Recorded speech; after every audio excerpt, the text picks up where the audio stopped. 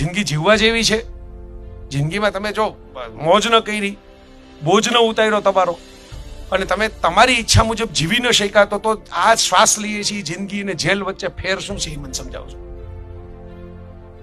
Jail તો એ જ છે ને, શ્વાસ તો ત્યાંય લેવાના છે ને રોટલા તો ત્યાંય ખાવાના છે, 5-15 લોકો વાત કરવા માટે ત્યાંય મળવાના છે. પણ તમે તમારી ઈચ્છા મુજબ, મરજી મુજબ જીવી નથી શકતા ને, એટલે એ જેલ છે. એટલે કેટલાક માણસો સળિયા વગરની જેલમાં જ આખી જિંદગી જીવા કરે છે. મરજી મુજબ જીવી નથી શકતા. કઈ ક્ષણે શું થશે આપણે જાણતા નથી, કઈ પળે થશે એ જાણતા નથી. બરાબર. કોઈકના મૃત્યુ માટે સાયરસ મિસ્ત્રી પોતાની કારમાં ગયા હોય, એને કોને ખબર કે જેમના મૃત્યુ માટે આપણે જાય ત્યાં જ અમારા સમાચાર આવશે બીજે દિવસે. ત્યારે ઈશ્વર છે એ પોતાની કઠપુતળી તરીકે એની દોર તમારી ઊંચી નીચી કરી શકે એમ છે.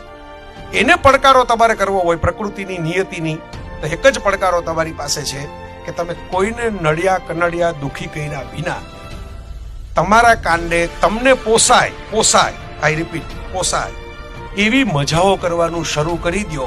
એટલે જેથી જવાની ક્ષણ આવે ને તેથી અફસોસ હોય તોય ઓછો હોય કે આપણે મોટા ભાગનું તો માણી લીધું.